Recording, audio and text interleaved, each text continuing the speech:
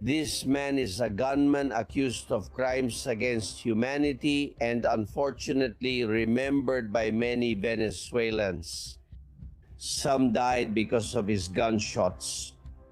Well, this gunman later became a councilman in Caracas as if nothing had happened, and when he couldn't take it anymore and justice began to close in on him, he fled to Spain. That's what the Asylum Office has become, a refuge for people accused of alleged crimes against humanity. Who gave the order? Who makes it possible for them to eventually be granted asylum by orders from above, by political orders? And that's the second reason why he hasn't talked. The first one is loyalty. The second is sheer terror. Albert is terrified of what might happen to his little daughter. Afraid of what? Afraid of what might happen to his little daughter in case he ends up revealing everything he knows. Because this guy, this Koldo, he really knows.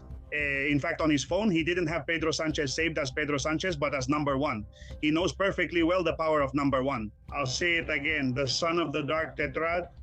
Personally, I have no doubt that Pedro Sanchez is willing to do whatever it takes, directly or indirectly, openly or behind the scenes, to avoid getting caught up in this whole matter, or at least to be affected as little as possible.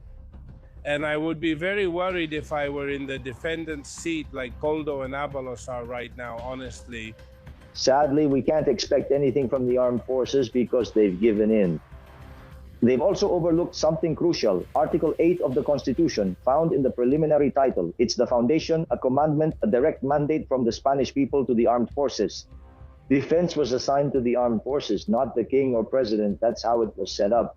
The armed forces are failing in their fundamental mission, the defense of sovereignty, integrity, the territorial integrity against anyone who might attack it. Yes, suddenly Ceuta and Melilla are occupied and the Sanchez government does nothing and NATO does even less because they're not even under its umbrella. And Donald Trump supports it. Will the armed forces just stand by and do nothing? Absolutely yes, Albert. Absolutely yes, and I know them.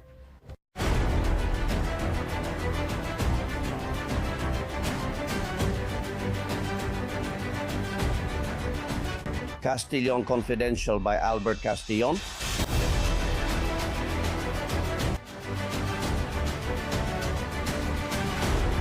Welcome. How are you, Confidentials? Strength and honor. And here's to freedom of the press and freedom of information. Here we practice it whether some like it or not every day. Thank you for being there, for growing in number, and for our videos and programs getting more views each time. Spread the word. I know they don't notify you anymore when there's a new video. They used to YouTube stuff, but the insiders, they don't need to be notified. They look for where our video is. Every morning around 6:45 in the morning, Spain time. We're delighted to be able to assist you and be at your service. Look, our government, Spain's government, we know it's the closest thing we've ever had to a criminal organization. At least several members of that government, starting with number one, which is Pedro Sanchez. Get ready, because today the first interview is with a friend who tells us why Koldo Garcia didn't spill the beans before the Supreme Court judges. And he didn't do it out of fear?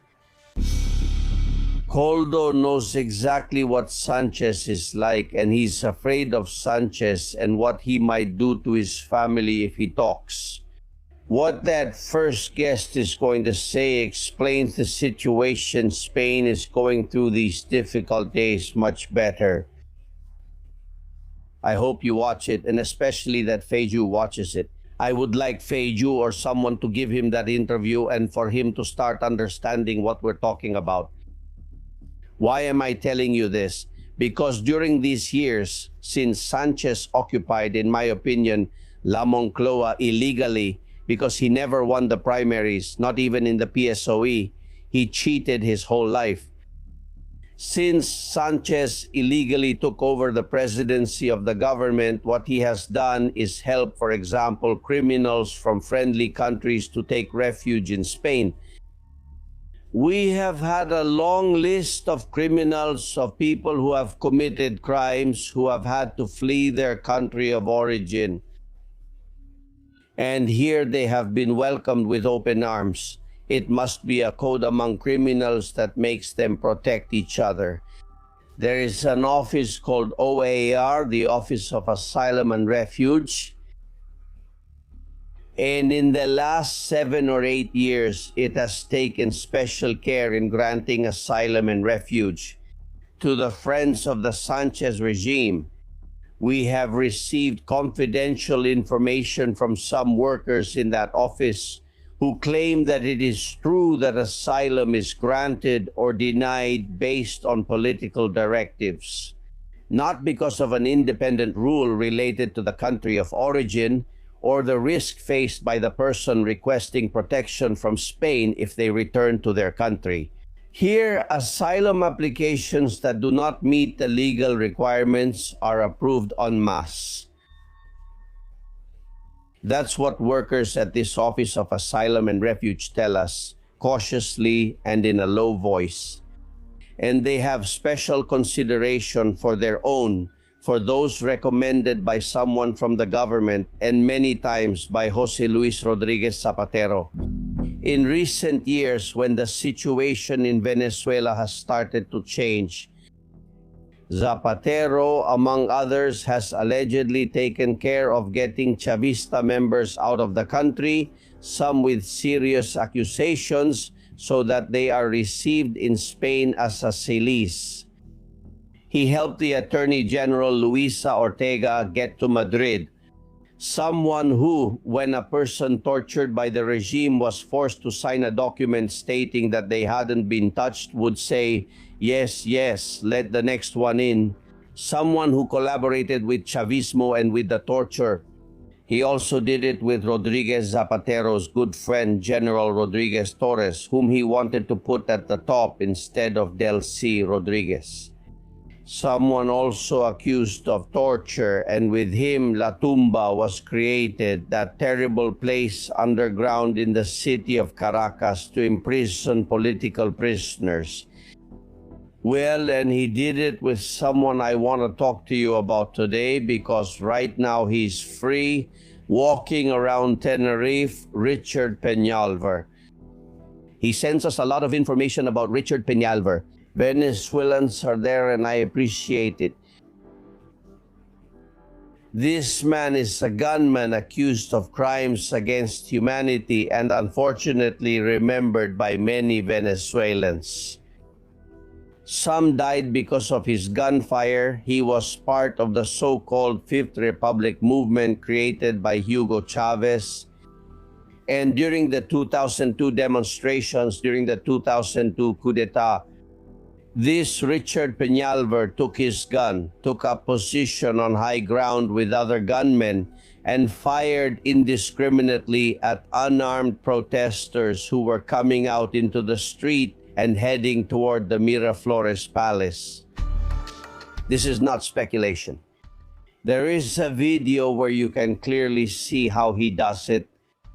The video was recorded by Luis Alfonso Fernandez, and because of that video, he had to go into exile from Venezuela and has now been granted asylum in the United States.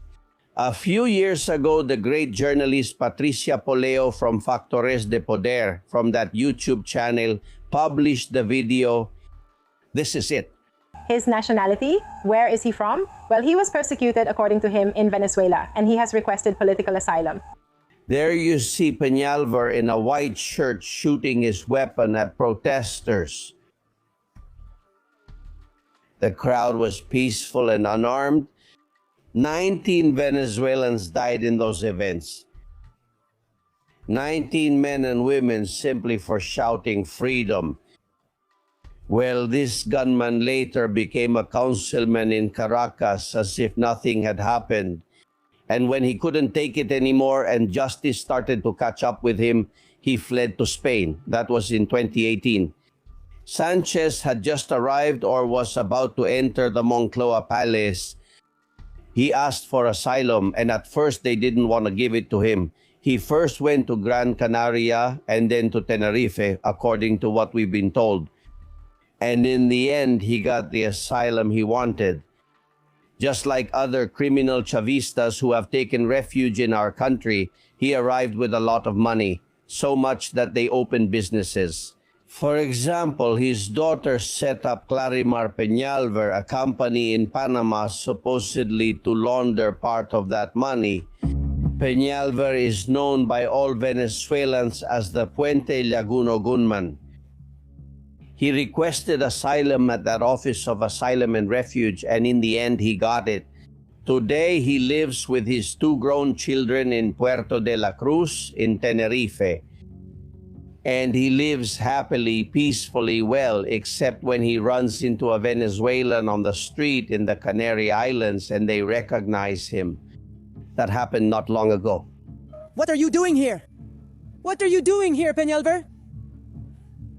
Tell me, I don't care if I have to go back down. I don't care. No, not what I'm doing. Okay, not what I'm doing. You should be ashamed to be here. Why? Because you caused a lot of harm in Venezuela. I saved a lot of people's lives. Whose life did you save? Murderers. And you know very well that you are a murderer. You know that's true. How is that possible? What are you doing here? What are you doing here, Peñalver? Gentlemen, how long will Spain continue to grant asylum to criminals for political interests? Is that what the asylum office has been reduced to? To shelter people accused of alleged crimes against humanity? Who gave the order? Who makes it possible for them to eventually be granted asylum by orders from above, by political orders? Look, Maria Corina Machado has said that she plans to run in the upcoming elections in Venezuela. And Zapatero, Sanchez, and others have a huge interest in her not running because the day she does, she will win. She will start opening drawers and they will see how many Chavista criminals were granted asylum through favoritism in exchange for fleeing their country, to come to our country and launder everything they managed to steal in the Venezuela they lived in. That information is well guarded in the General Directorate of Military Counterintelligence of Venezuela and also in SEBIN. Both institutions have the data, the names, who collaborated, who helped get them out of the country. They have everything. As long as Delcy Rodriguez or any collaborator with the narco state is there, that will never come to light. When Maria Corina Machado comes to power, a lot will be uncovered. Friends from Puerto de la Cruz, be careful. If you see this person, he's capable of killing. He's already done it. Welcome, we investigate. Castillón Confidencial by Albert Castillón.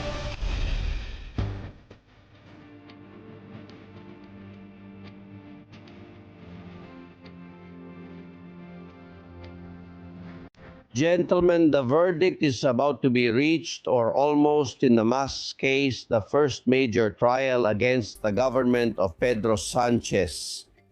The only one who spilled the beans was Aldama, to avoid the 7 years in prison he could still face.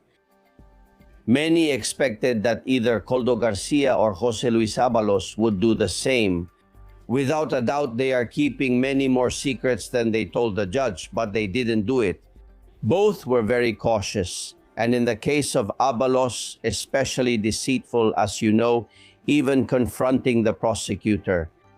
What happens from now on remains to be seen. There are more trials pending. What remains is the public money financing through the PSOE, through public works. There is still a lot to judge. This has been the first one, the one about the masks. There is a good friend of Koldo Garcia who is also my friend and who works at Leo Radio in Benidorm. That's where he met Koldo, who has an apartment in Benidorm. And he assures me that Koldo knows so much about Pedro Sanchez that he could end his political career in 5 minutes. The question is, why hasn't he done it? Dear Leopoldo Bernabeu, how are you? I couldn't be better, Albert. I couldn't be better. And also, I'm especially happy to talk to you because I've been thinking a lot about you these past few weeks because of what happened to you with that trick they played on you on social media. And with your permission, I'm going to tell you that I smiled when I thought of you. Yes, because there's something that those who try to get rid of the few journalists with common sense left in this country don't realize.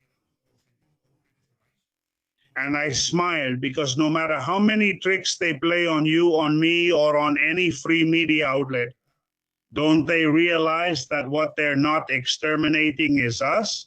And we are absolutely driven to keep doing what's right. And if it's not one way, it'll be another. We'll always reinvent ourselves. So to stop what we do, obviously the only thing they can do is eliminate us, not our media. Congratulations on hanging in there. Thank you. And I hope they don't take you up on that. I didn't like the part about eliminating us, but oh well. I have no problem. I'll be right here waiting for them.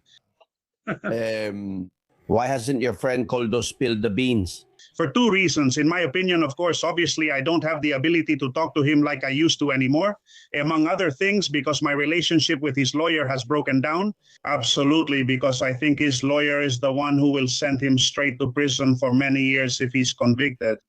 And because she's the one who has really made a deal, not only with the anti-corruption prosecutor's office, but it even makes me very suspicious, that little hidden smile about something no one has mentioned, and that's the president himself. The Supreme Court also smiles when the anti-corruption prosecutor says to the defense lawyer, listen, in 35 years, no one has ever interrupted me, and you have already done it several times. Smiling. The defense lawyer with her glasses here, I find it unacceptable for a defense attorney to wear sunglasses like she's at the beach.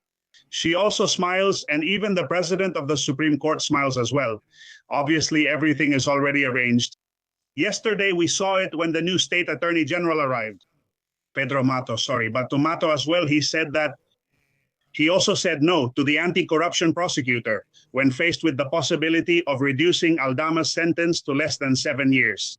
Everything is arranged. That's one of the main reasons why neither Koldo nor Abalos have talked. Because I told you in an interview, and I'm telling you again now, and I'm telling you with a 100% guarantee. The problem is I lack evidence, otherwise it would have already come out on your show, I promise. But what Aldama said, who spent 10 hours testifying and made all our hair stand on end because he spilled everything. And that's true, Albert, take note of this. No, he didn't say even 15% of what Koldo knows, not even 15% of what Koldo knows. Aldama, whether we like it or not, is still just an employee that Koldo hired. And therefore, everything Aldama knows. It's nothing more than what he could have learned through Koldo. Obviously, Koldo knows infinitely more. That's clear, but let's go back to the beginning. All right. You say that Koldo Garcia was an excellent employee, that he obeyed and managed to solve whatever you told him. His boss, who was his boss? Because it wasn't Avalos, his number one boss. Was it Sanchez? Koldo was never an employee of Avalos. It's true that over time he became a devoted follower of Avalos, to the point of owing him loyalty, something he has also demonstrated with his statement in this trial. Here, the one who controlled absolutely everything was Koldo, but he's not a criminal either, in my opinion, because what Koldo did was follow orders from a man who is above Avalos.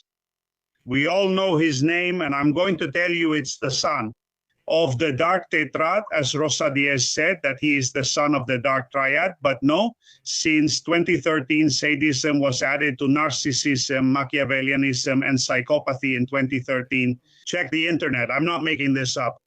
Pedro Sanchez is the son of the Dark Tetrad. He is an absolutely alarming figure for this country's interest from here on out. And what we've already experienced with him, right? Almost 8 years. In my opinion, Sanchez has beaten us all again. To the point that all the professional journalists in this country, include even you, Albert, we've focused a lot on what's really less important, which is, well, everything related to Jessica's apartment, whether he was paying this woman or getting her a job, and we've forgotten about what's really important, which is Sanchez's strategy, because Koldo hasn't talked, precisely because of everything I'm telling you. First, out of loyalty. I had a phrase written down that a lawyer told me, misunderstood concept of superior loyalty. It's true. I wrote it down because it's true. It's that misunderstood concept of superior loyalty that those with a military background have. Talking about Koldo in this country is almost like discussing a meme, as Avalos mentioned yesterday, so we overlook some things. But whether we like it or not, there's only one truth, and that's that Koldo is a guy who has been in the shadows for about 2 decades. At the service of the state law enforcement agencies, mainly the Civil Guard in the north, helping with many cases. He told me all of them in detail. Well, not all of them, some in detail. In fact, Koldo's biggest fear during this trial was precisely the way the Civil Guard operated. And that's the second reason why he hasn't talked. First, loyalty. Second, sheer fear. Albert, he's terribly afraid of what might happen to his youngest daughter. Afraid of what? Afraid of what might happen to his youngest daughter in case he ends up revealing everything he knows. Because this guy, this Koldo, he knows. On his phone, he didn't save Pedro Sanchez as Pedro Sanchez, but as number one. He knows exactly the power of number one. I'll say it again, the son of the Dark Tetrad, an absolutely dangerous character. Leopoldo, are you telling me that Koldo hasn't talked out of loyalty? All right. But at the same time, he recorded what he could because he knew he was involved in number one's crimes, so he was protecting himself. But I'm surprised that you say someone upright, which is true, who worked in security and helped in tasks to catch ETA members. He did many good things in his life. Koldo is not just a brothel doorman, which he was too, but I'm surprised that he's afraid for his young daughter's safety. Are you telling me that Sanchez is capable of ending someone's life or giving the order for someone to do it? Point number one, Albert, when the Civil Guard enters Avalos's apartment, Koldo's, here in Benidorm on February 21st, 2024. Koldo has been waiting for the Civil Guard for 6 months because it was in July of the previous year when Avalos himself, information that, by the way, was illegally passed to him by Pedro Sanchez in Moncloa in July 2023, he already tells him to be careful that they're watching you. From that moment on, Koldo is warned, so when they enter his apartment, the information, take note of this, the information that Koldo wants the Civil Guard to take, all that was missing was to wrap it up with a ribbon and a bow so they would take it. I know. He leaves the hard drives in plain sight. So ask yourself, how much information has he kept from being taken by the Civil Guard and of course has under his absolute control? And not just in one way, but in several. Because I have met here where I'm talking to you right now in this very studio, I have met with his brother Joseva twice, and what his brother Joseva has told me, what his brother told me scared me even more than what Koldo told me, and I spent 90 days with him. Tell me something. What did Joseva say to you? Are you talking about what Sanchez and his circle are capable of? I can't say everything, but I'll give you one example. Do you remember the afternoon of November 26th last year? The afternoon when Koldo met at a hotel in Madrid? He visited the Leo radio studio, said goodbye, and told me he was going to Madrid. Tomorrow I'll be in a meeting for 4 hours with a media outlet.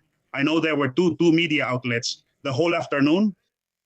I said, why are you going to tell them things you won't tell me? He said, very simple, Leopoldo, because I don't have money to pay this lawyer. And the only way I can have a fair defense and have someone pay for it is by giving 2 media outlets a series of headline-making statements. Obviously, I don't need to say which 2 media outlets spent weeks putting out short video clips from the interview, right? I know there's a journalist who has stopped speaking to me. Before, I could interview him from time to time. Now he doesn't even answer my calls. That's his problem. I don't care at all. I said what I was authorized to say, okay? Well, during those interviews, for example, I'll tell you one. There's a moment when Koldo admits that some firearms were found in the basement of the Socialist Party headquarters on Ferraz Street, right? Yes. And Koldo says in the interview that by order of Pedro Sanchez, those weapons had to be destroyed. Why were those weapons there? I don't know. Everyone can interpret the situation however they want. What I do know is that those weapons were not destroyed. That's not true. They have those weapons well secured, and when the time comes, photos and images will appear, and they'll say who those weapons belong to. If they have been used, then why, for whom, and on whose orders? But those weapons have not been destroyed. I've only given you a hint, not to mention all the information Koldo has about Air Europa. He mentioned Plus Ultra and Zapatero, and Aldama said something too. Remember? Aldama said, screw him. Sorry, that's his quote from court, not mine. Yes. And there's even something I didn't even dare to talk about again with Koldo because he would get angry, you know? And I thought, damn, what if he hits me, you know? But when I mentioned the night involving Delcy at Barajas Airport, you can't imagine how tense he would get. And he would say to me, Leopoldo, that's going to the grave with me. I said, was what happened that serious? He said, it's going to the grave with me. I mean, I don't even want to know or imagine. Well, I do want to know, but I can imagine what must have happened that night at Barajas Airport. And obviously, Koldo knows everything. Has Koldo Garcia arranged his safety with Sanchez, with his circle, with the PSOE? Someone guarantees him a pardon, assures him that he'll be released from prison in a short time. And that's why, beyond fear and loyalty, is that why he hasn't revealed what he knows? I have absolutely no doubt. Otherwise, none of this makes sense. Because for months, I was thinking that he would. There was a possibility that Koldo, after going to prison, would say, well, what's this about? Because he was fully convinced that maybe in the future, with the trial of other cases, of course, much more serious than this mass case. I don't know if we've noticed that Koldo Garcia is exactly the same. Take note, I emphasize. And exactly as guilty or innocent as Begoña Gomez. Because neither of them could have done anything they're accused of if they hadn't had someone above them. They are exactly the same. Therefore, members of the Supreme Court, be very careful. Be very careful with the sentence for Koldo, because it's exactly the same one you'll have to give to Begoña Gomez. Exactly the same. That is, in your opinion, you have no doubt that there was a deal that they promised him a pardon? Although it's hard to believe Sanchez's word, very hard at this point. And at the same time, Koldo Garcia keeps the main thing, the biggest part, including the DLC, to make sure that he and his family are safe and that they won't be attacked. Someone speaking on behalf of the government makes it sound like we're talking about mafias, criminal groups. I'm going to tell you something, Albert. Here we're talking about justice, right? You and I are two people who still truly believe in real justice, in true justice. So what kind of justice are we talking about here? That if an alleged criminal, as Aldama has called him, admits to certain actions, his sentence is reduced to 7 years, and the anti-corruption prosecutor tries to lower it further. But for the other two men who do not confess, if it is not ultimately proven that they are guilty of what they are accused of, on the other hand, if they have to be convicted because they have not decided to cooperate with justice, hey, let's give at least a 5% margin, maybe. It turns out they haven't decided to cooperate with justice because they are convinced of their innocence. I repeat, the face mask case. So what kind of justice are we talking about? I've told you before, I wouldn't trust Pedro Sanchez's word either, but don't ask me why. Koldo Garcia Izaguirre does trust Pedro Sanchez's word. Because of that mistaken concept of loyalty to the superior, I wouldn't have done it, but he did, and Avalos did too. It seems to me that this guy is nothing more than a small businessman from Navarra, let's say, who had his employees for providing security in local bars. The bouncer at a brothel story is just another stigma, and now they won't let him forget it. I have no proof he was ever a bouncer there, never. I do know that Pedro Sanchez's political career was paid for with money from his father-in-law's brothels, that I do know for sure, but I have no evidence this man was a bouncer at a brothel. I know he was a small businessman who had a number of employees providing security services wherever they were needed. He's either lucky or unlucky to know him. A certain Santor Terdan, whom he doesn't forgive. And from there, this Santor Terdan introduces him to Pedro Sanchez. Pedro Sanchez. The idea is to keep him in Moncloa as a trusted man, but the one Pedro Sanchez doesn't trust is precisely Avalos. He puts him there to keep an eye on him. And from there, what we should do is start naming streets in Spain. After Koldo Garcia Izaguirre, in gratitude for the service he has given to this country, which is having recorded for 8 years all the goings-on of the son of the dark tetrad called Pedro Sanchez, and sooner or later they will end up coming out. But since all of us, Albert, know what we've done, all of us have killed him. Koldo, either we scared him so much that the man made a deal with whoever just so he could be pardoned and go home and no one would ever hear from him again. And it's a shame because if we journalists had known how to treat him differently, we would have realized that he's the one we could count on to finally put an end to all of this once and for all. With this corrupt government, but we didn't do it right. Those 8 years of recordings, when will they see the light? Are you sure? Absolutely sure. Besides, they're not in Spain and they're divided into several parts. There's not just one recording, there are several copies. What the UCO has is real, what the UCO has is true, but it's what he wanted. They wrapped it up in paper. They just needed to wrap it in gift paper, but that would have been a bit much, right? But they only had to wrap it in gift paper. On February 21, 2024, they entered his house to take what he wanted them to take. They'd waited for him for 6 months. And will we hear those recordings that would end Sanchez's career? Your friend Leopoldo Bernabeu will make it impossible. But the first thing we all have to do is try as hard as we can, go to church and pray. Everything we can so that they release him, because if they release him, we have a chance. If he stays in prison, we have none. And that's what Pedro Sanchez wanted. Leopoldo Bernabeu, thank you for clarifying a bit about what's happening. Today, a lot of the fog that was closing our eyes has lifted and we're starting to see much more clearly, although with tremendous fear, who is running this country and what they're capable of. A big hug, good luck to Leo Radio. I say goodbye to you once again, thanking you, and with an image that has made it hard for me to sleep these past few days. And it's the image of Pedro Sanchez at Moncloa Palace, sitting on a couch with his wife across from him in an armchair, both of them cracking up with laughter, watching how most of the media have once again fallen into his trap. Cracking up with laughter, Albert. By the way, we've got Pedro Sanchez for 8 more years, just so you get an idea. I'm afraid so, although we'll fight to make sure that doesn't happen. A big hug. Thank you, Leopoldo. Stay strong, Albert. Stay strong. Castillon Confidential by Albert Castillon.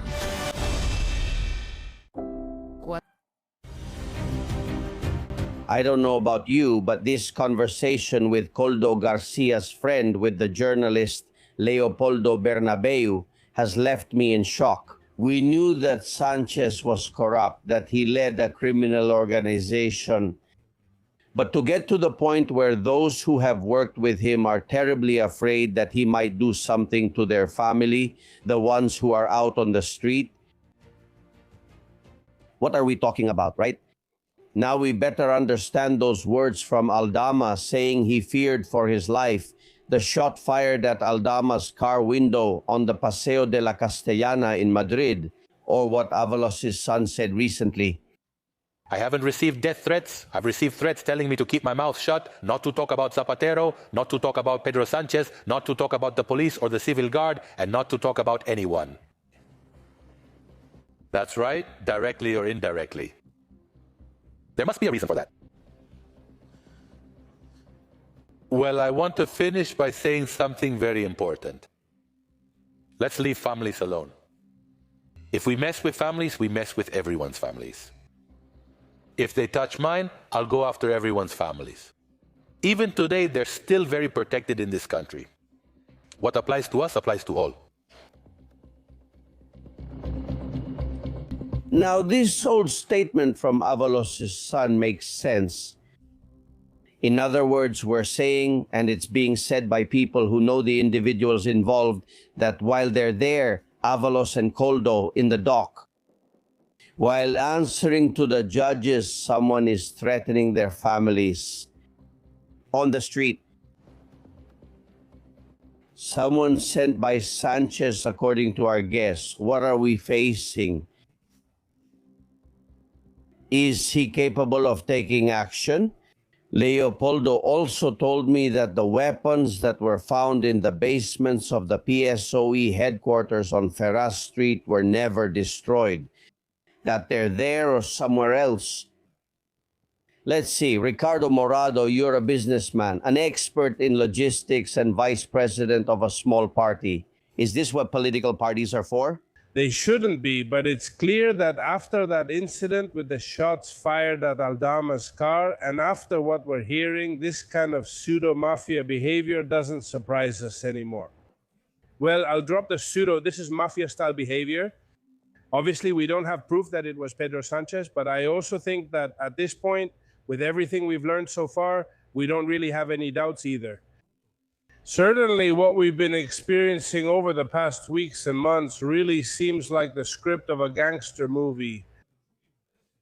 And it's true that they should be worried, because I personally have no doubt that Pedro Sanchez is willing to do whatever it takes, directly or indirectly, openly or behind the scenes, to avoid being implicated in all of this, or to be implicated as little as possible.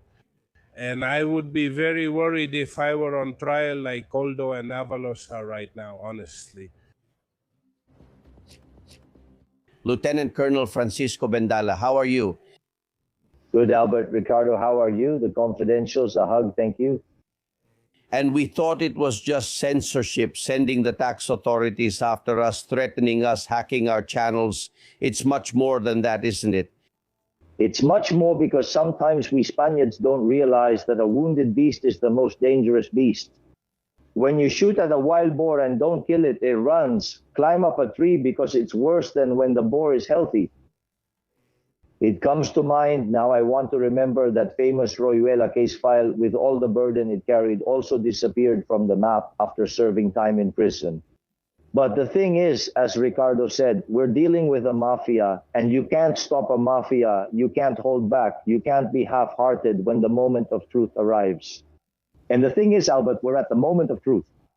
We're at the moment when not only Sanchez, but the entire PSOE is being put on trial because the evidence will be presented or not. Then the judges will decide there may or may not be pardons, but everything is being exposed. And it's a mafia, as Ricardo said, it's a mafia just like all Spaniards think.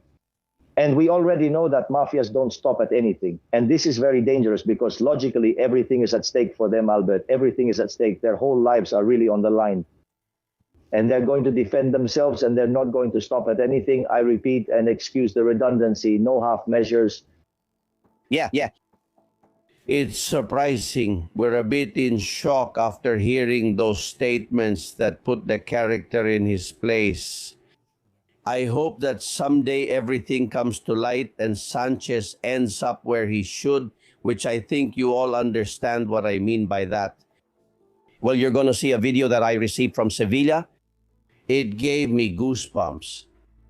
A man named Ihad Sarasawa, who leads the Andalusia group running in the elections in Seville, a group with close ties to Morocco.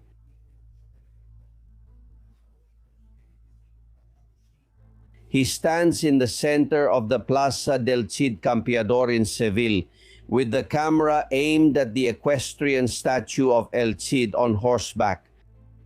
He posts this on social media. Let's replace the statue of El Cid Campeador with Al-Mutami, the victor, who is more civilian than this gentleman from Teruel.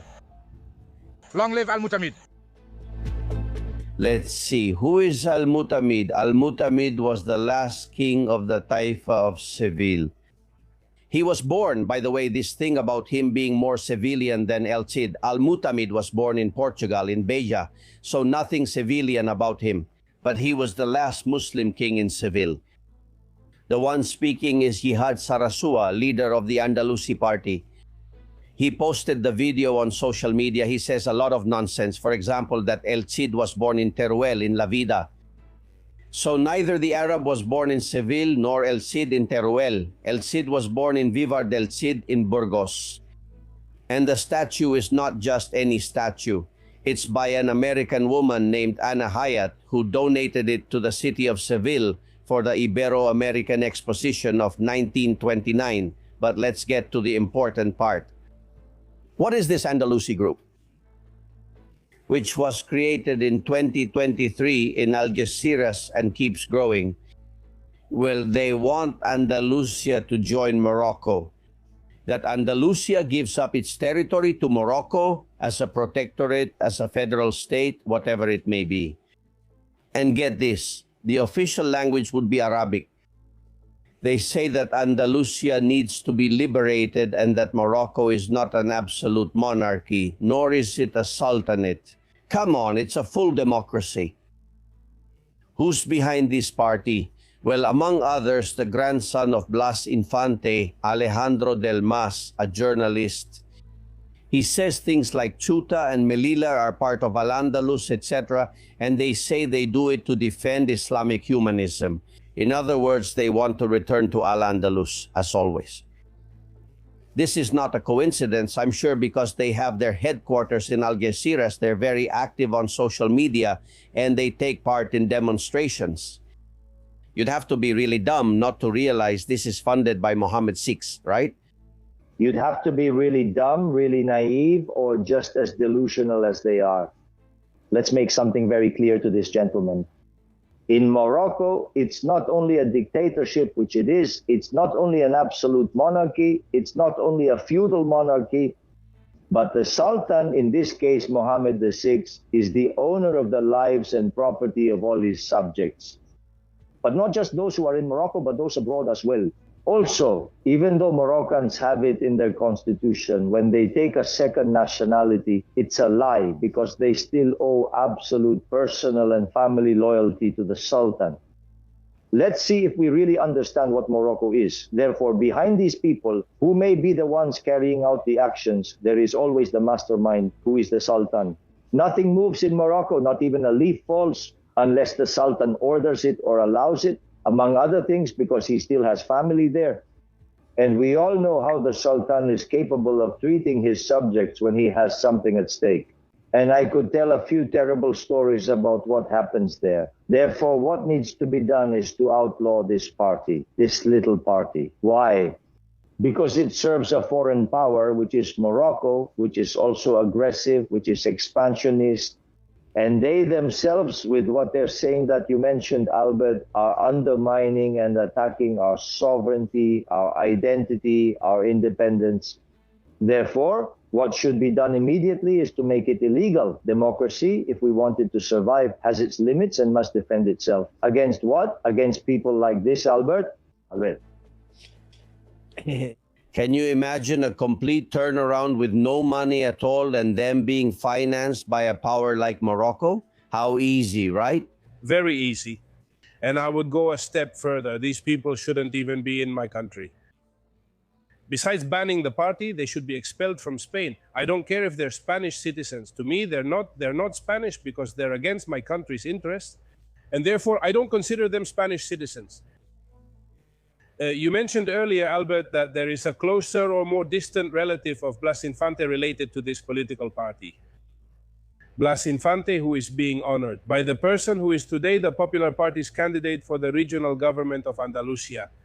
We should also give that some thought because, I don't know, it seems a bit sad to me that from positions that are supposed to be right-wing and nationalist, they pay tribute to these kinds of figures who have been so dire and so disastrous for the interests of our country. In any case, what my colonel says is absolutely right. The banning of the parties, if it's ever justified, it's justified precisely for these kinds of things, for all those who go against the interests of our nation. I don't know what the government is waiting for. All right, it's the government that's interested in this. Isn't that something? Man, how do you know that? Well, and here on the show, we told you yesterday that the United States is getting closer and closer to accepting whatever Morocco says regarding Ceuta, Melilla, and the Canary Islands. And what they've already told us is that Donald Trump wants to close the Moron and Rota bases and move them to Morocco. One in Agadir facing the Atlantic, another in Saidia, a key place in the Mediterranean. We are also receiving reports, and I ask you to confirm their accuracy as much as you can. Lieutenant Colonel Bendala, there are unprecedented movements of the Canary Islands Brigade in the archipelago and other military deployments in Fuerteventura, Lanzarote, and La Graciosa. Are these things related? Is the Spanish army reacting? No, sadly, Albert, I'm going to send you to Zunjaro de Agua Fria's confidential, and especially to our fellow Canary Islanders. They're not reacting. It's just an action, a posturing operation. Because, of course, what nobody can stand anymore is the military power that Morocco has acquired over the past 25 years, especially in the last 7 years. We could do it. We could talk at length about the military power that Morocco has now. Real military power. Honestly, the brigade, the Canary Islands Brigade, has barely about 3,500 personnel, men and women, of which fewer than 2,000 are operational. The rest are logistics and so on. With that, you can't cover anything at all. You can't do anything. But you can't defend anything either, because you have to consider the size of the Canary Islands and so on. You also have to keep in mind something very important, that General Julio Salon, who leads the brigade, is also the head of the Land Operational Command, which includes Ceuta and Melilla. But the thing is, you can't defend Ceuta and Melilla from the Canary Islands. Albert, all of this is just posturing by a Ministry of Defense and unfortunately by armed forces that are focused on missions abroad where we have nothing at stake, when in reality the enemy is in the south, and on top of that it's a declared enemy. Now they're going to have a few military personnel walk around the beaches and the cities of the Canary Islands for a few days, just to show off a little, which means nothing, especially in a modern war. Today, modern warfare, we're seeing how it's developing in Ukraine, in Iran, in the Middle East, and it has nothing to do with that. The brigade can't do anything. There's nothing it can do. We're at the bottom, at the very end of the list, because we've practically been without defense for 30 years. And now you can't rebuild it just by parading a few little soldiers around the Canary Islands. It's an absolute disgrace, in my opinion, so be careful. And you have to look at what Morocco is doing. And on the other hand, and I'll finish briefly, Ceuta and Melilla, the big problem for me is that they're going to be handed over, Albert. There is no political will here, but I don't even think there's any national will on absolutely anyone's part to really defend Ceuta and Melilla the way they should be defended. Because if there was, it would have been done 40 years ago.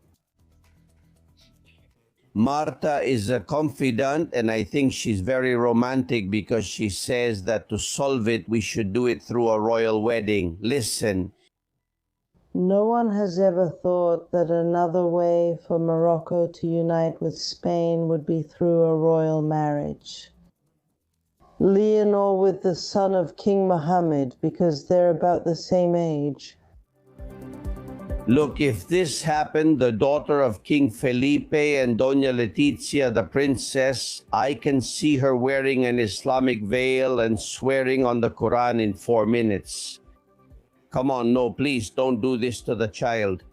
But anyway, I wanted it to be on the record because we get some very curious, very strange messages sometimes.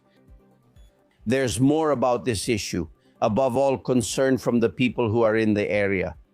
There's a video from a woman from Melilla I liked. I want you to see it. 3 things people have told me because I'm from Melilla. Number 1, you're the first person from Melilla I've ever met. If I got €1 for every time someone said this exact phrase to me, literally with these words, my rent would pay itself. I wish. It's like people from Melilla are legendary Pokemon or something. 2, do you live in houses in Melilla? The truth is, we've always lived in houses like these. But since Decathlon, AliExpress, and Temu arrived, everything is luxury now, and there are even people who have swimming pools, as if the beach wasn't enough. Number 3, hey, is it true that there are camels and lions in Melilla? Specifically, the lions and camels are in the beach area. But if you go to Hernandez Park, you can find lots of jaguars and a bunch of exotic birds. There, in the amazing Rio de Oro there are crocodiles everywhere?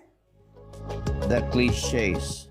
Yes, the cliches, but they're right to make videos like these because honestly, they've never been Moroccan land, they've never been colonies, and now they want to sell them to us as such. If we Spaniards don't react the day they come for Ceuta and Melilla, Ricardo, then this country deserves whatever happens to it. Unfortunately, if what you described at the beginning about the basis, about the decisions Trump has in mind, which I don't know what they are, but if that actually happens, we're screwed, to put it mildly. From that moment on, we can consider ourselves done for. As for the wedding, we've already seen that in an episode of Game of Thrones with the Lannisters and the Starks, and it didn't end well. So about this confidential thing, I'd say take a walk, watch that episode of Game of Thrones, and no, actually take a step back because I don't see it happening. Well, my friend, Ricardo, tell me. this lady doesn't know who Hassan III is going to be because he's going to be called Hassan III. She doesn't know how he was raised and she doesn't know how he was taught. Poor thing. If she had him as a husband, oh my God. No, please, how horrible. Well, let me tell you, I hear things that seem scandalous and I don't see them anywhere. This is the book that Katie Garrett just published. Well, it's already been pirated and the entire book and its contents are already being sent to me through social media. Please don't share it. Don't pass it on or distribute it to anyone. If someone sends it to you, delete it and say, don't send it to anyone else because it does terrible harm to any author. But in this case, I can imagine who pirated Ketty's book. I can imagine it very well. Maybe the same people who sometimes hack YouTube channels. Don't be part of that crime. Do me a favor. It's atrocious what they can do from a position of power, and they're doing it. And then for all their complaints about Vito Quiles and the harassment of Begoña Gomez, a video has been posted on social media. I've received it from several places about what Gonzo used to do. Do you remember Gonzo? A man from La Sexta, always part of the regime, chasing Ana Botella even to the hair salon. It's 9 in the morning. We're in front of this hair salon in Madrid because, according to some reports, Ana Botella starts her day by coming here to get her hair done. Of course, she comes in an official car and with a bodyguard. Get out of the car over here on the other side. Since you arrived at the hair salon in an official car, is using public transportation only recommended for regular citizens? It's just a question. Regarding the new 110 speed limit that takes effect today, could you follow your own recommendation and move the speed cameras like you did with the pollution meters? Doesn't using public transportation lower pollution even more? Mrs. Ana, we see Ana Botella leaving through the back door. Mrs. Ana, are you leaving through the back to avoid my questions? What's better for reducing pollution? Taking the subway to work like the mayor of New York does, or using a private car like you do? So today it's Ana Botella's official car, a bodyguard, and we see how she leaves. Miss Ana, why are you walking if your official car is following you on the left? Well, just like that, without stopping. Can you imagine if for a moment someone accompanying Ana Botella grabbed Gonzo from behind, put their hand on his neck, tried to put him in a chokehold and pushed him? What would have happened in that Spain of Caiga quien caiga on Telecinco? What would they have said? The streets would be on fire. The streets would be burning the next day, Albert. The problem with all of this is that on the right, we still haven't learned that there can't be just one Vito Quiles. The day after the Vito Quiles episode, there should be 5 Vito Quiles doing exactly the same thing. And the next day, 10, and after that, 15. And until we learn that lesson, which the left also knows, which is also organized, you just have to look at those awful TV talk shows. Until we learn that lesson, the same thing will keep happening. The left has impunity and a free pass to do things like what we just saw. However, when Vito Quiles asks a question about Begoña Gomez in any setting, that's practically a mortal sin and he has to be thrown in jail. That's exactly what they've asked for, to throw him in jail. When he's the one who got that sloppy chokehold they did to him, they don't even know how to do it properly. But anyway, in any case, that's the difference between the left's discourse and the right's narrative.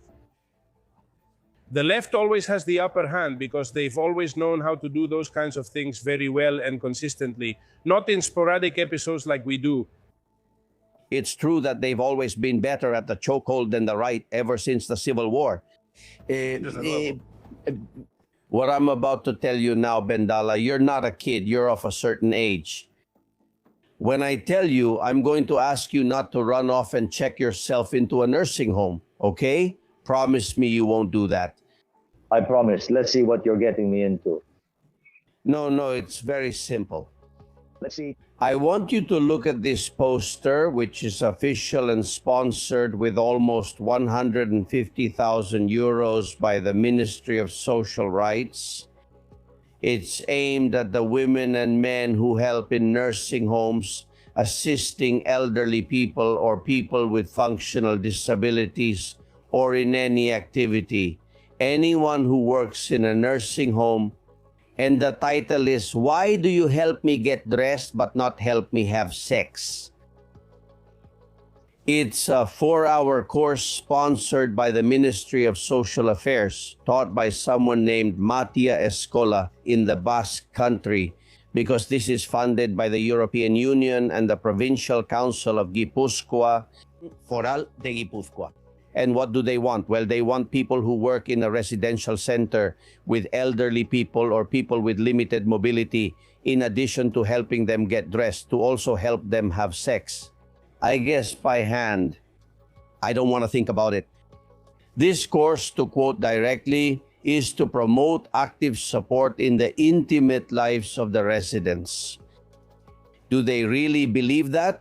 Since Sanchez grew up with money from a brothel for minors and a sauna, and his circle does nothing but hire prostitutes, they think that someone who works in a nursing home is little more than Jessica. I think it's one of the cruelest things I've heard, and with some of the money coming from the European Union. I hope this video reaches the European Union and they get their act together. Bendala, what do you think? What I think is that this is a direct and tremendous attack on the personal and professional dignity of everyone who works in nursing homes caring for the elderly. And it's also another direct personal attack on all our elderly who are in nursing homes for whatever reason. That's outrageous. And I also believe it's the product of a sick mind, completely degenerate in every way, that has already lost even the slightest sense of being a human being. Because a human being can't promote this or go around saying that. He has become inhuman. That's what I think, Albert, in all three aspects. It's terrible how it's even possible for that to be allowed in a nation, in a civilization that we're supposed to be. And what about the profession? I'm thinking about nursing assistants, about assistants for the elderly. How come they don't immediately file a lawsuit against whoever is offering this course? Who do they think they are, right? I know people who have helped my elders leave this world peacefully. Please, what are we talking about, Morado? They've lost their way. They lost their minds a long time ago. Yesterday morning, I was actually talking about this poster with a mutual friend of ours, Susana Pastor, because she gave a third perspective to all this, which is the perspective of the hypocrisy of the left, that while it tries to ban prostitution and tries to outlaw sex workers, on the other hand, it has this kind of initiative. It's insane. There's no way to make sense of it. It's the dehumanization of an entire group. In this case, the people who take care of our elders, turning them into a sort of, I don't even dare to say it because honestly, it fills me with deep disgust. And as always, the feminist groups stay at home. Don't expect any protests, as always. Well, something else has happened. Spain has become the first country not to recognize parental alienation syndrome in any court. Cirarego said it a few hours ago. The false parental alienation syndrome and all its reformulations are explicitly prohibited, without exceptions. A tool that is still used today to discredit women, boys, and girls, and to criminalize them is being banned. No public or private report based on past may be used in judicial or administrative proceedings. In addition, decisions that use it may be challenged. The government is proposing to put an end to practices that have contributed to revictimization, and we take a clear stance against a form of institutional violence. With this ban, Spain once again becomes a pioneering country in the defense of children's rights, as it is the first country to prohibit its use by law. I want to emphasize this point. After Spain became the first country, or one of the first, where an abuser can change gender overnight, and now he doesn't go to jail, which is what happens now. A man can manipulate a child, but a mother can't. I want you to listen to two confidential callers, Pedro and Kike, their separated fathers. I don't understand how this system, which is supposed to look after families, supposed to look after minors, supposed to look after something. The Constitution says something very important, that the family unit, that everyone has rights and all these articles and everything. In reality, none of them are actually fulfilled. The system, let's say, is focused exclusively on painting fathers as the bad ones. When someone separates and someone makes the decision to say, I want to separate, it's as if the other person or your ex-wife doesn't understand it and uses the children as tools in some way to achieve her goal. Look, how can it be that just for being a white, straight European man, I don't have the right to receive the minimum income and so on, because that's how the laws are, right? And yet my ex-wife, with a paycheck and everything, got it approved in 15 days. How do we explain this to the families listening to us now, all fired up? And they wear it like a badge of honor, huh? The first country in Europe, in the world. How do we explain it? You know there's no explanation for it, or at least no logical one. But there is one, and that's the most twisted part of all. And the thing is, all of this is being used only as a smokescreen to cover up the corruption of a thief who has only been concerned with covering up the shady dealings of his closest work circle and his own family, and that is Pedro Sanchez Perez Castejon. He puts out this kind of news to divert attention on important days, on days like this week, when behind-the-scenes court developments have produced major statements that put him in the spotlight. And he uses these kinds of measures to try to divert attention. There is no other logical explanation. There's something to what you're saying, because it happened on the same day and at the same time that the European Prosecutor's Office was questioning Begoña Gomez as a witness for alleged embezzlement of European funds. And it's not a coincidence. Bendala, we all know children who have been manipulated, sometimes by the father or by the mother. We all know this. Now they say it doesn't exist.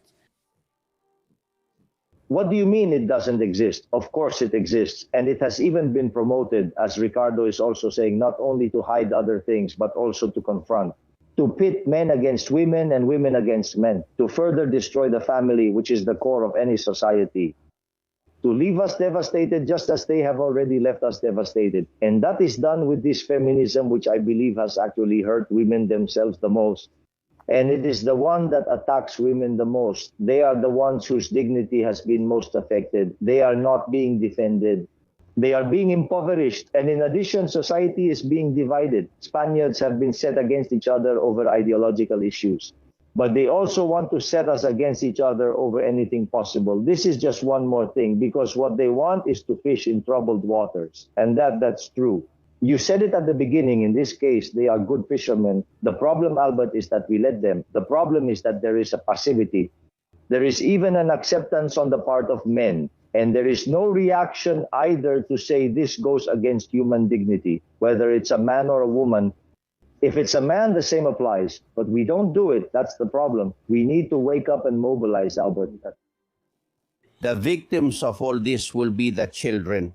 Of course. Who will continue to be manipulated. I don't care what gender they are. Look, we've done something here, supporting and helping to organize a March for Dignity on May 23rd. It starts from Plaza Colon. It ends at the Moncloa Arch or at the Moncloa Palace, as far as they let us go. Listen to opinions since we announced it 2 days ago. Alejandra and Remedios, Antonio and Sergio from Lithuania. Everyone who collaborated in Valencia during the Dana had to join the demonstration. Military personnel and security forces had to wear civilian clothes. They were not mobilized, and all the young people who were helping, all of them have to stand up for themselves there. I think the initiative is very good, but I'm going to be a bit critical. I don't agree with bringing political party flags or any political party insignias. I think we should do as Marcos de Quinto suggests. Just outrage people demanding respect. I want to express my full support and solidarity with the march on May 23rd. Of course, people like Marcos de Quinto, who is for me a leader and a patriot, they can draw a big crowd. I also trust that you and Abascal are going to support it, but the gentleman from the PP can't do absolutely anything. I think it's great that the main gathering is in Madrid. It's logical. But it could also be done in other provincial capitals, because there are people who would like to attend and they can't travel to Madrid. From the provinces, I think in each provincial capital, in front of the city halls, as has been done before, it would be very important to make that rally stronger. There are several gatherings being organized in different cities. There will also be gatherings or marches there. They're asking me to help out here, to put people in contact with each other. I'm happy to do it. For example, Ana needs people in Cadiz. All right, let's hear from Ana. Let's see if all of us from Cadiz can rent a bus together and coordinate for that trip. I think it's an opportunity for us to demonstrate against the current situation we have in Spain. Anyone who wants to get in touch with Ana from Cadiz, please do so through this program. Rossi from La Coruña. I would like to know if there is any contact information for the organizers to check if there are people organizing from La Coruña to go as a group by bus. We're checking on that, and the same goes for you. Or maybe they're holding the gathering there. You're very close in Ferrol, right, Ricardo? Or maybe they're holding the gathering in your city. Or maybe they all just take some form of transportation together and come to Madrid. If we can be the link to help them coordinate, write to us or call us. Ricardo, are you going to go?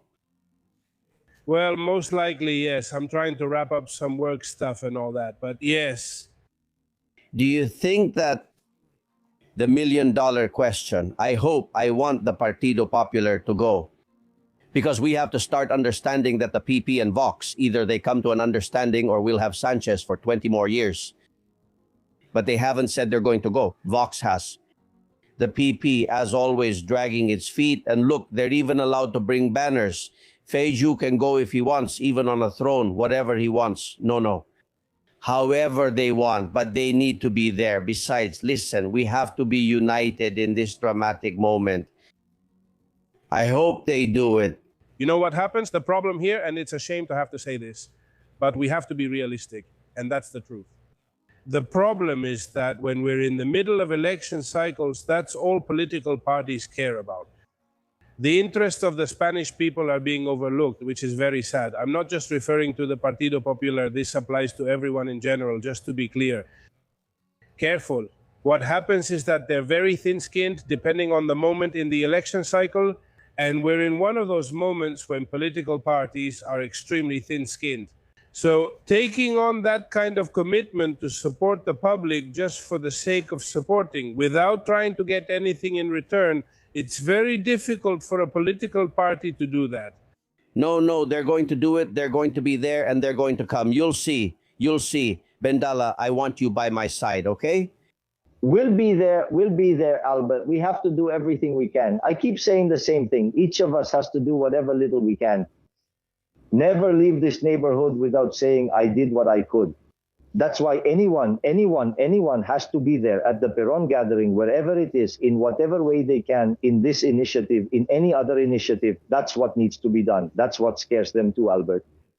They want our passivity, our silence, for us to stay on the couch, lying there complaining, but in the end, we just stay there, we head off for a long weekend. No, that's what scares them. That's why it's what we have to do.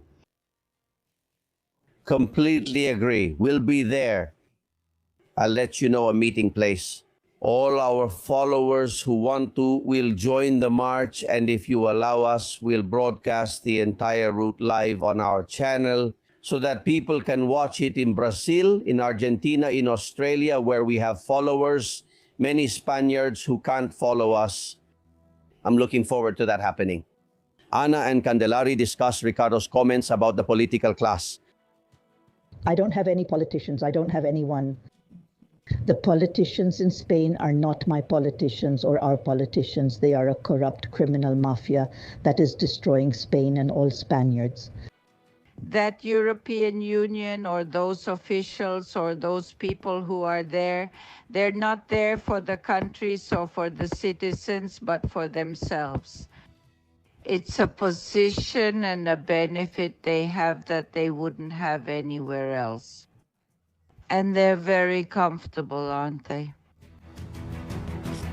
And how upsetting it is to know that Peramato, the new prosecutor general, is just as bad as Garcia Ortiz.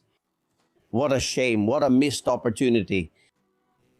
So that Avalos and Koldo don't talk and Aldama doesn't keep supporting the investigation of the Mascarillas case and what's coming next. He has demanded that Aldama's sentence not be reduced. The private prosecution by the PP requested that his possible sentence be reduced from 7 to 5 years. The prosecution has refused. Let's see if by reducing his sentence, he hands over more documents, more envelopes, more audio recordings. No, man, no. Now that would be going too far.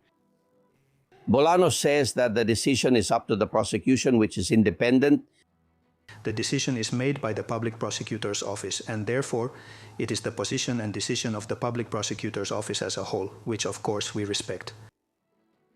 False as always lying. Sanchez once told the truth. Who does it depend on? Yes, on the government. Well, that's it. That's it. Ernesto Lente comments on it. The Attorney General is appointed by the King on the government's recommendation. According to the Constitution, it's an autonomous institution, so it shouldn't receive or must not receive orders from the government. You know what's worse? Even the PP voted in favor. This is exasperating, Bendala.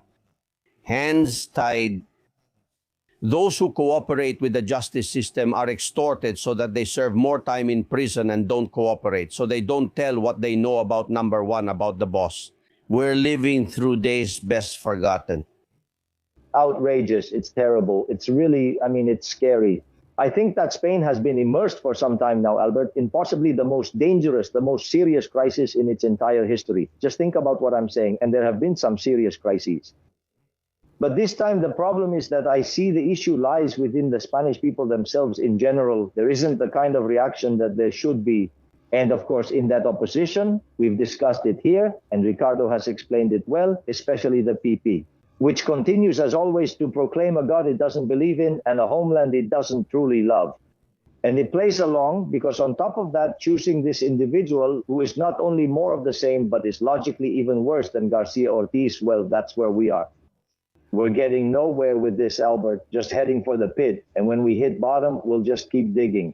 Juan Antonio is talking to us about the army. I don't consider myself a belligerent person, but isn't it the army that's supposed to defend the Spanish people? I did my military service and swore allegiance to the flag. And if I have to defend Spain, I will.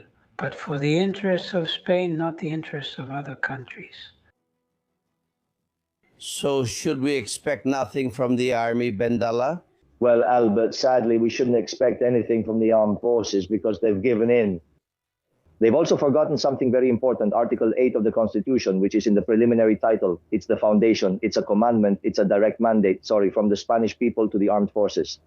Defense was entrusted to the armed forces, not the king or president. That's how it was set up.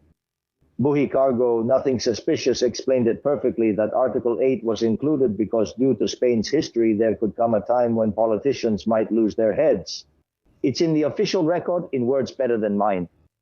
We also have to defend the constitutional order, which has been violated for almost 30 years now. They're disregarding the Constitution completely. Muriel Ricardo just said it. That's the problem. So the armed forces are failing to fulfill their fundamental mission, the defense of sovereignty, integrity, the territorial integrity against anyone who might attack it. For example, now that Andalusian party and the constitutional order. But the thing is, they have deliberately and conveniently confused obedience and discipline with what? With submission to the politician in power. And neutrality, logically, political neutrality, but they've confused it with staying out of it. They don't care about anything that might happen here. But let me give you an example of what could happen. If suddenly Ceuta and Melilla are occupied and the Sanchez government does nothing, NATO will do even less because they're not even under its umbrella. And Donald Trump supports it. Will the armed forces just stand by and do nothing? Absolutely, yes, Albert. Absolutely, yes. And I know them. Absolutely, yes. Article 8 of the Spanish Constitution. The armed forces, Army, Navy, and Air Force have as their main mission to guarantee the sovereignty, independence, territorial integrity, and constitutional order of Spain. An organic law will regulate the foundations of their military organization, etc. It couldn't be clearer, right? Territorial integrity. Sure, but territorial integrity has been violated or attempted at different times and they still didn't move. If they don't receive an order, it will be like with the Dana, where with Spaniards they're drowning and their safety at risk, they didn't move. Because the order didn't come from Madrid, from the Ministry of Defense. And for me, if I don't get the order, you can float, your son can float in the middle of the Dana, but I won't move even when I have the personnel and the necessary equipment there to go and do everything possible. I'm telling you, Albert, and I know it's very hard and it hurts me a lot as a soldier, but if they don't receive an order, and they're not going to receive it because I think they're also just waiting to hand this over, they won't lift a finger. They'll play to the crowd, greet very seriously, and say the same as with the Dana. I haven't received the order, so I'm not moving. Of course, that's the problem. That's where we've ended up, Albert, and I'm really sorry. And for me, it's a tremendous bitterness to have to say it.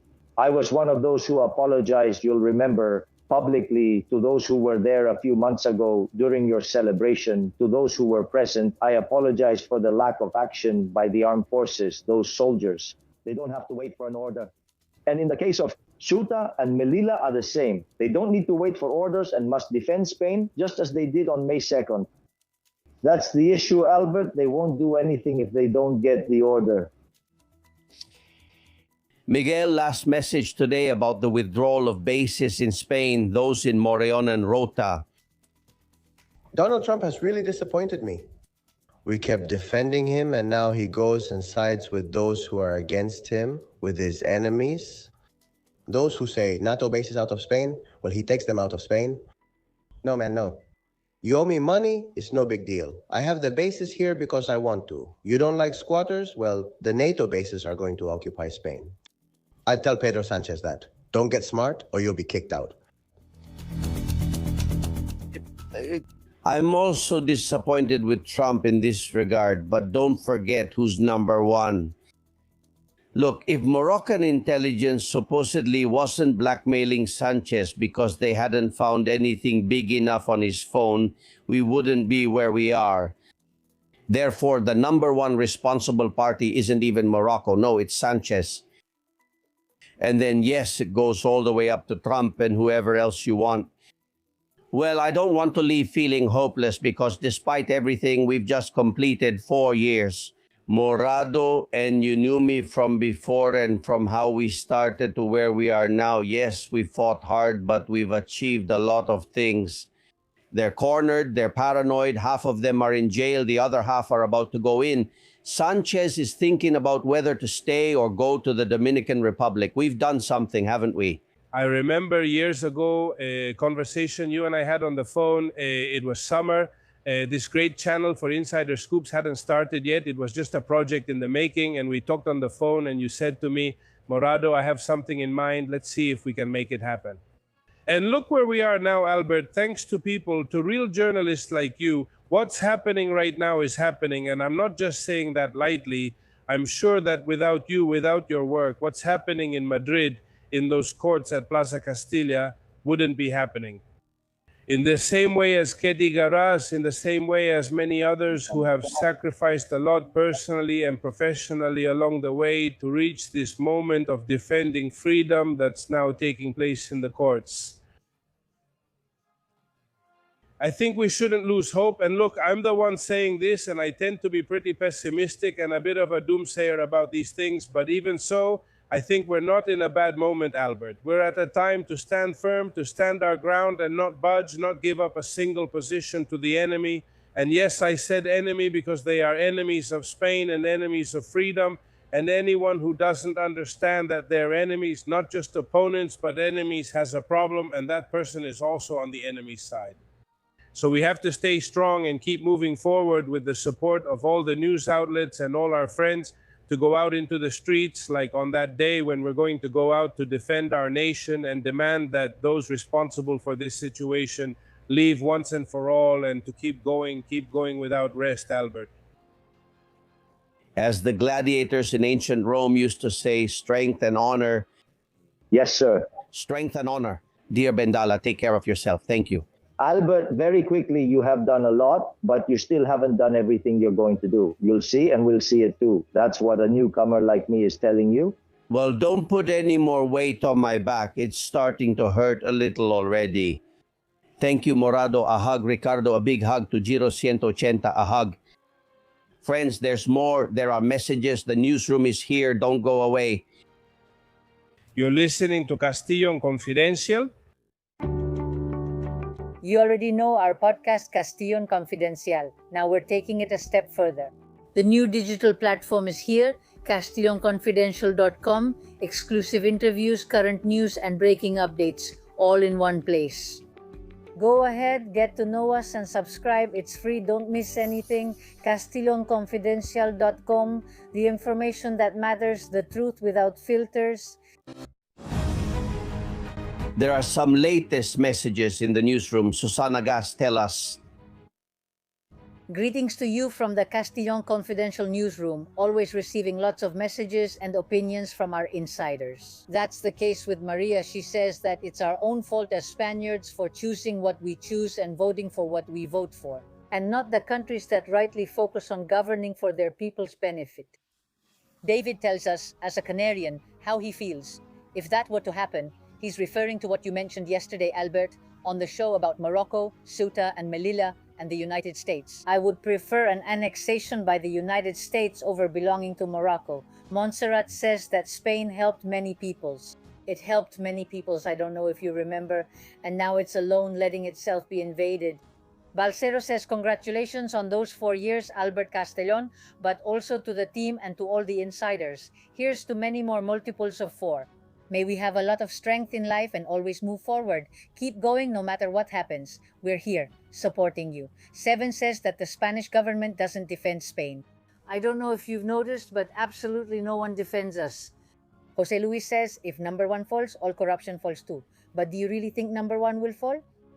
Femeji says that Marcos de Quinto, this is a very funny proposal. Marcos de Quinto, President of Spain, Albert Castellon, Vice President of Spain, and Albert's collaborators as the Ministers of Spain.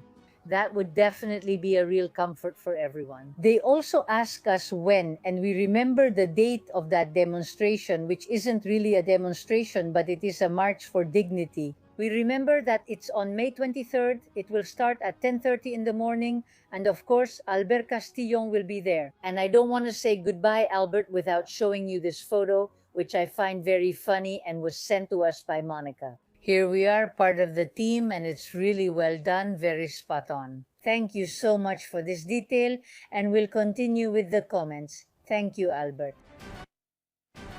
Beautiful. You can see all the team members and myself there as a cartoon, but it's really well done. Thank you very much, dear. I'll send it to the collaborators so they can look for themselves. Look for Wally, Roberto. I think it turned out really well. Well, there's much more to tell, but first I want to thank Conchita, Mark, and many others who keep us up to date on how things are going on YouTube. YouTube is a private company and it has its own quirks, its algorithms. Well, Mark and Conchita confirm what we said here. Listen.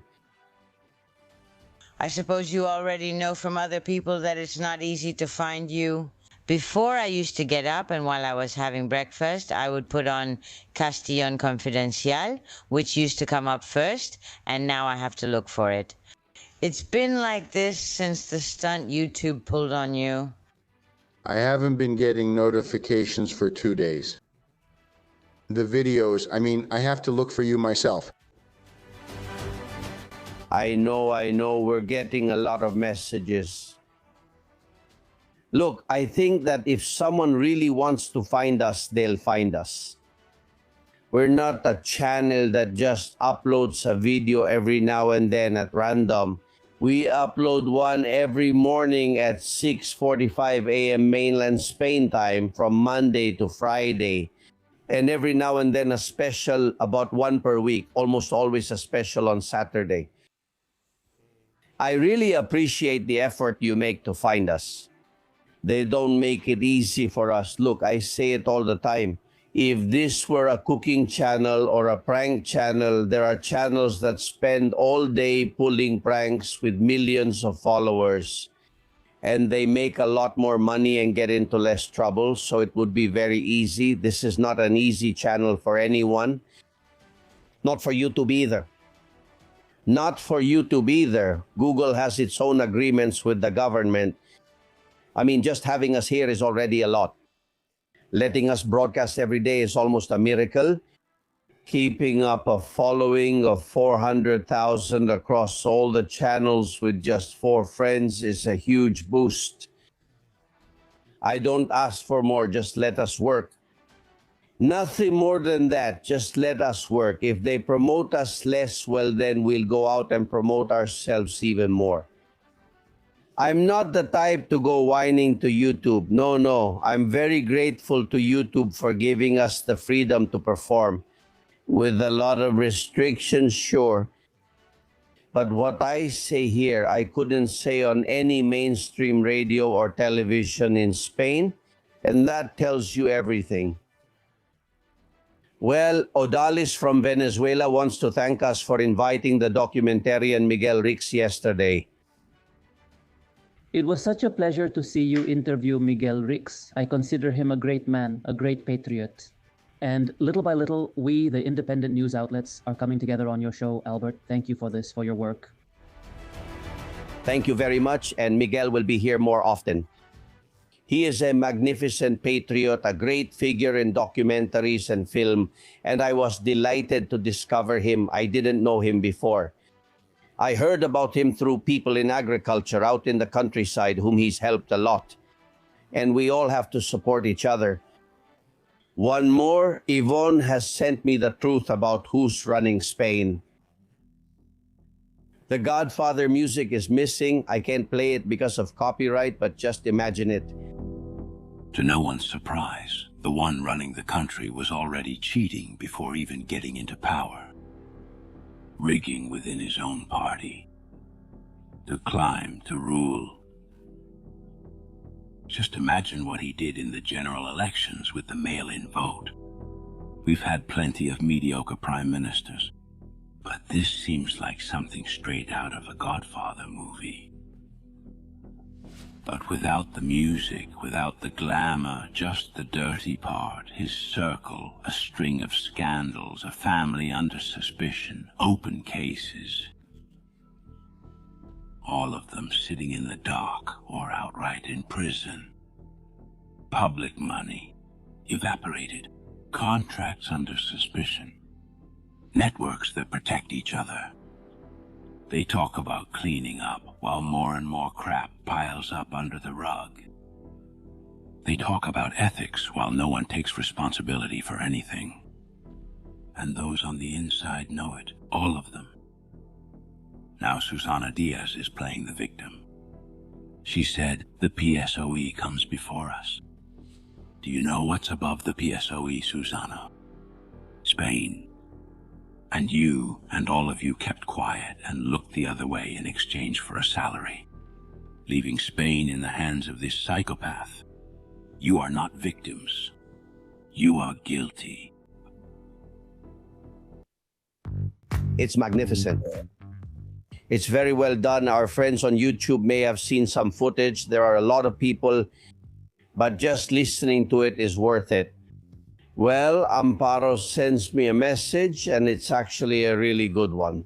Now, the RAI, the Royal Spanish Academy, says they're changing the phrase. Finding a needle in a haystack is now finding an honest person in the PSOE. We agree that it's very difficult. I love this advertisement. First Avalos appears, then Zerdan comes out, and finally Sanchez. Now you'll understand everything. Preso. Next preso. Next preso. Who sent this brilliant thing? Look, Avalos comes out as preso, expreso, so Zerdan is already out. Next preso, which means the next prisoner in English, Sanchez. That's very good. Thank you, Valentin, for sending us this marvel. We loved it. And Enrique, everyone with a sling on their leg or arm, the entire government at the gates of La Moncloa. Oh, the pain. I can't take it. My leg won't move after that brutal blow. I can't believe it. I'm sure someone attacked us. It was Vito Quiles. He did this to us. Of course, who else would be the villain? What are they like? Mukesh, our magnificent confidential illustrator, sends me a magnificent photograph, an illustration like his. It's really good. There's Pegasus, Israel, a bomb, and a character that I suppose is Sanchez inside the crater left by the explosive. Well, and with Maria Jesus Montero, we can make so many memes, right? Ever since we met her, she's been a meme herself. For example, the posters hanging on the walls in Andalusia, many of them have had the corrupt Sanchez sticker put on them from Haste Oír, the one that's been all over Spain.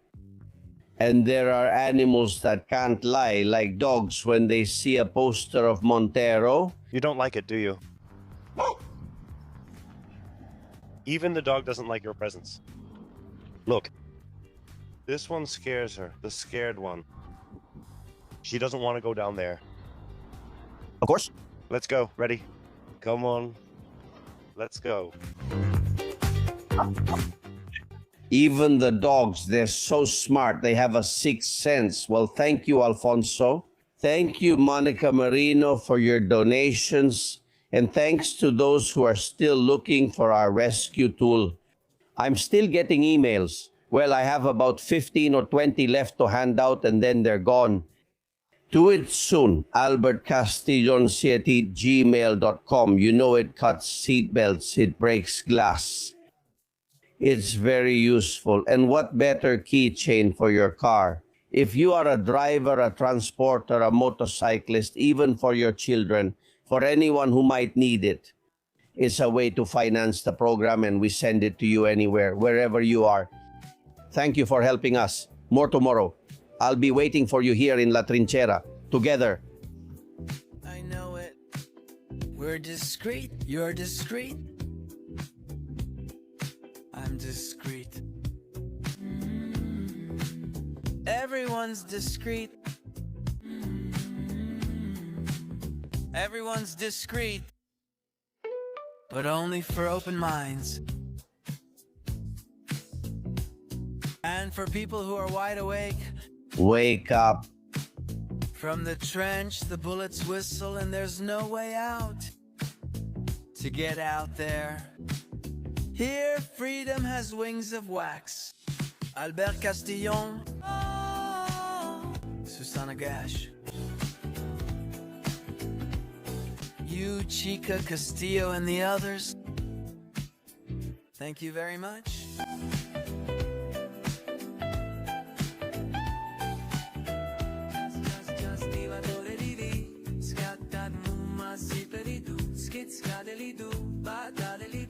That's all for now. See you tomorrow at 8. Castillon Confidencial by Albert Castillon.